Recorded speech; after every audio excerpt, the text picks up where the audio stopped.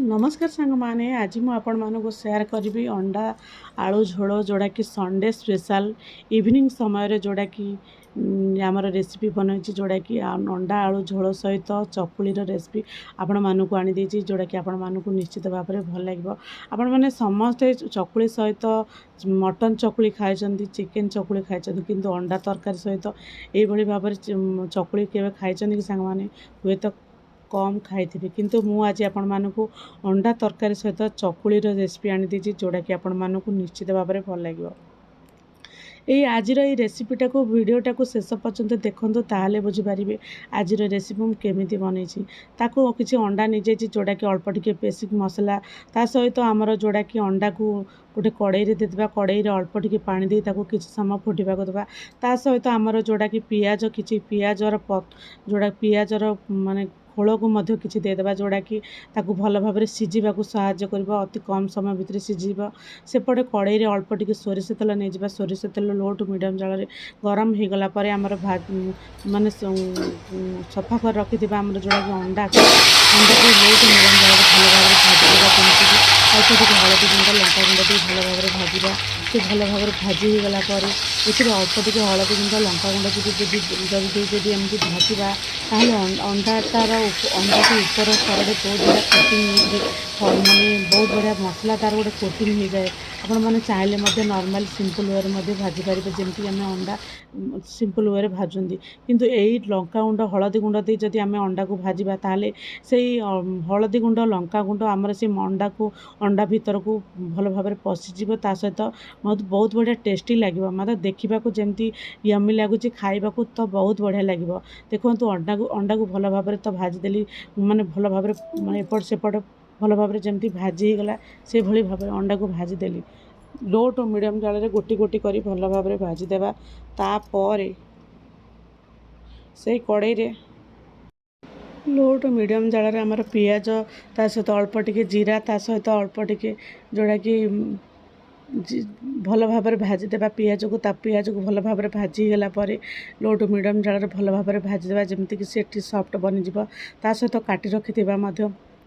आलू को मध्य पकईदेवा आपण मैंने चाहिए आलू को मध्य सीझेकी नहीं पारे किंतु मुझे डायरेक्ट अंडा माने आलू पियाज सहित भल भाव में भाजी दूसरी जोड़ा कि आलू बहुत बढ़िया सॉफ्ट बनीज ता सहित आमर बाटी रखि अदा रसुण पियाज टमाटो जो बाटी बेसिक मसला बाटी रखि से मसला को पकईदी पुणी ताकू किसी समय कषा जिते जिते जी भल भाव में कषा जमीक आमर मसलार जी पानी अंश जमी तले शो कर अल्प टिके बेसिक मसला देदेबा अल्प टिके गरम मसला गुंड अल्प टिके लंका गुंड हलदी गुंड लुण तापर काश्मीरी लंका गुंड जी आमर गोड़ा बेसिक मसला पकईकी ताकू भल भाव में एमती भाजवा एमती से भल भाव में भाजी तापर मसला को भल भाव में कषी गला देखो मसला तो भल भाव में कषी गला ये स्टेज रे आम जिते मसला को कषा तार टेस्टा से बढ़ देखो बहुत बढ़िया कषीगला तापर भाजी रखि अंडा को मध्य पकईदेवा ताकू पुणी ताकू किसी समय कषा जिते पुणी ताकू किसी समय कषा जे पर्यंत आम अंडा सहित जमी मसला भल भाव में न मिसी ताकू पुणी ताकू किसी समय एमती कषा लो टू मीडियम जाल जिते मसला को कषा एमती तेल जे पर्यंत ऊपर को उठीज से जिते मसला कषिले तार टेस्टा बहुत बढ़िया बास्ना आपण मैंने मसला को जिते भल भाव में कषे तार गोटे बहुत बढ़िया बास्ना हेल्ले जानवे सी भल भाव में माने अंडा कषा आलू कषा जेकोसी कषा आइटम भल भाव में कषा पड़ो ता सहित दरकार मुताबक गोटे ग्लास पानी देदेली किसी समय तापर आमर जो मसला गुड़िक जो लगी जाइए भल भाव में आमर जोड़ा कि भल भाव में चली देवा जोड़ा कि भल भाव में जमी न लगे तापर गोटे घोड़नी घोड़े दे किसी समय फुटवाक देवा 10 ରୁ 15 मिनट घोड़ाई देलापर किसी समय फुटीगला आमको जी परिमाण ग्रेवी दरकार से परिमाण ग्रेवी देखूँ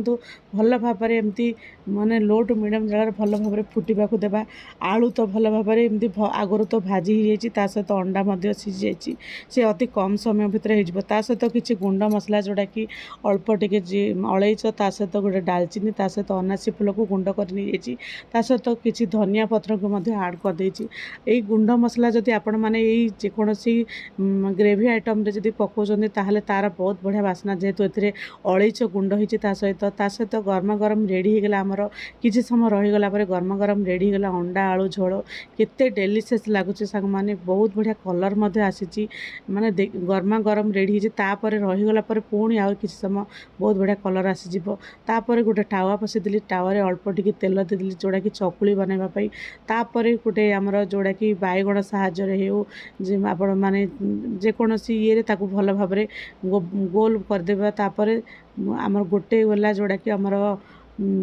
बिरी चाउलर बटा जोड़ा कि सोद को पकईदेवा, गोल आकार गोटे चकुली बनैबा। पतला आकार चकुली सहित जदि यही भाव में अंडा तरकारी खाइबा ताहले बहुत बढ़िया लगे। ता सहित जेतिकी परिमाणर गोल होउछि सेतिकी परिमाण गोल करिकी पतला आकार बनैबा, ताको लो टू मीडियम जाल घोड़ोड़िया करे एमती जेमती आम चकुली बनाउछन्ती सेही भली भाव में चकुली बनैबा। पुणी आप आउ गोटे चकुली एपटे मु बनै दोछि आपण मानकु देखैबा पई। देखंतु केते सुंदर गोल हो जाउछि। आपण माने चाहिले ए गोल टिके पुणी आउ टिके मध्य बड़ करि परिबे। जेते बड़ करिवे चकुली रे जेते पतला रहिबो माने खाइबा को बहुत बढ़िया लगिबो। केही केही पतला चकुली पसंद करती, केही केही मोटा चकुली पसंद करती, किंतु मु सब बळे पतला चकुली ही पसंद करे। देखंतु केते सुंदर पतला हो जाइछि, पूरा माने पूरा पूरा एते बढ़िया हो जाइछि। तापर गोटे प्लेट रे हमर जोड़ा कि चटनी किछि व्हाइट चटनी बनैथिली, जोड़ा कि चना डाली रे चटनी सहित हमर गरमा गरम अंडा आलू झोल। आशा करुछि आज रेसिपी आपण मानकु निश्चित भाव में भल लगी, निश्चित भाव में घरे ट्राए करेंगे। केमती लगिला